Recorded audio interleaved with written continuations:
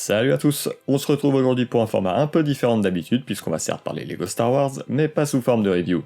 On va seulement revenir rapidement sur tout ce qu'on nous a proposé jusqu'ici, mais aussi sur tout ce qui nous attend très bientôt. On commence avec les sorties du début d'année et on ne peut rien dire d'autre à part le fait que c'était plutôt calme.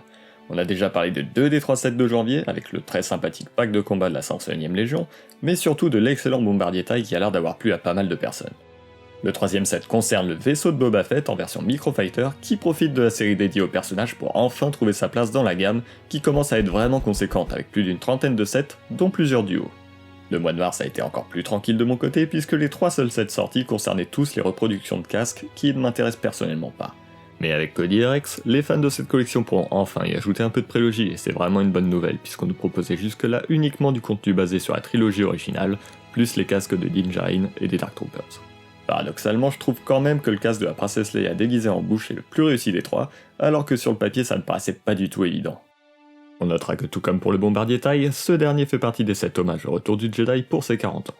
C'est l'un de mes films préférés de la saga, et si vous vous êtes baladé là où il faut sur internet, vous savez tout comme moi que du très lourd nous attend, mais on ne parlera ici que de ce qui est officiellement dévoilé par Lego. En vérité, on a déjà une annonce de fait, puisqu'une reproduction minimaliste de l'Executor sera disponible le 1er mai.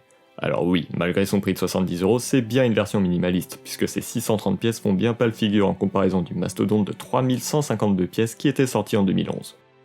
Vous me direz ce que vous en pensez, mais comme pour les casques, ce sera sans moi, mais nul doute qu'il trouvera quand même son public vu la popularité du vaisseau. Évidemment, du côté des annonces, il ne faudra quand même pas oublier qu'on nous a déjà dévoilé 3 sets estampillés The Mandalorian, qui se basent sur la toute nouvelle 3ème saison de la série, qui est toujours en cours d'ailleurs. Je vous laisse quelques secondes pour vous échapper si vous voulez garder la surprise ou éviter tout spoil des premiers épisodes, mais pour ceux qui suivent assidûment les aventures de Din Djarin, Grogu et finalement beaucoup de personnages maintenant qu'on en parle puisque l'action est vraiment partagée, ce qui dénote vraiment des 2 premières saisons.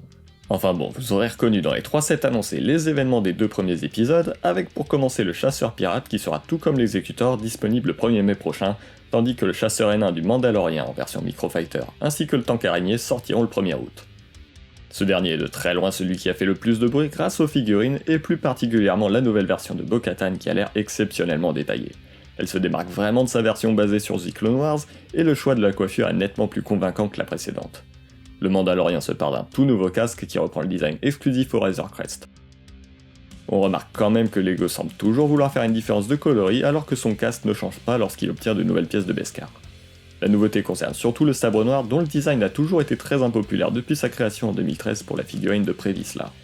Inchangée jusqu'à l'année dernière, on aura cette fois-ci une toute nouvelle pièce qui, bien que toujours unicolore, correspond beaucoup plus à sa forme spécifique et se démarque enfin des sabres laser classiques. On aura bien sûr l'occasion de voir tout ça de nos propres yeux et on attend désormais l'officialisation des autres sets qui sortiront au mois de mai. La question qui nous intéresse maintenant, c'est ce qu'on nous réserve pour la promotion annuelle du 4 mai. Le 4 mai c'est bien évidemment May the 4th, la journée officielle Star Wars, et si vous vous souvenez bien, l'année dernière on nous proposait 3 cadeaux à différents paliers de prix avec un polybag de l'AT-ST de Hoth, le porte-clés en lingot de Beskar, et bien sûr la cuisine de la tante Beru. Le tout était plutôt sympathique sur le papier, mais à l'arrivée ça faisait un peu léger pour 160€ d'achat. Je trouve tout de même ça beaucoup plus intéressant que les promotions des dernières années, qui ne proposaient que pour meilleure récompense des petits dioramas minimalistes, même s'ils étaient plutôt réussis, et surtout disponibles pour moitié moins cher. La vérité c'est que cette édition 2022 était surtout pensée pour accompagner la sortie du Landspeeder de Luke en version UCS. Et oui, le set était à l'origine disponible pour 200€, le compte était donc bon pour profiter de toutes les récompenses d'un seul achat. Au final, on ne nous a pas encore proposé grand chose avec seulement 2 sets classiques dont aucun en mars, alors que l'année dernière, 3 casques étaient également sortis au mois de mars, mais ils étaient surtout accompagnés de 2 sets très intéressants avec l'attaque des Dark Troopers et la salle du trône de Boba Fett. En contrepartie, on peut s'attendre à ce que de très nombreux sets viennent compenser ce manque de contenu d'ici à la fin de l'année. Les occasions ne manqueront pas avec les séries The Mandalorian et Ahsoka qui nous proposeront sûrement plus que les 3 petits sets déjà annoncés pour la première citée. Si on ajoute à cela les 40 ans du retour du Jedi et ceux qui ne se classeront dans aucune de ces catégories, on peut clairement s'attendre à du très lourd pour les prochains mois. N'hésitez pas à me dire ce que vous pensez de tout ça en commentaire. Si la vidéo vous a plu, on fera régulièrement des récaps, mais on parlera surtout d'autres sujets et de points précis que je ne peux pas toujours développer dans mes reviews, sous peine qu'elles durent toutes plus de 3 heures. Je suis comme toujours ouvert aux suggestions, ça se passe également dans les commentaires. Sur ce, n'oubliez pas de vous abonner, de liker la vidéo si ce n'est pas déjà fait, et on se dit à très bientôt.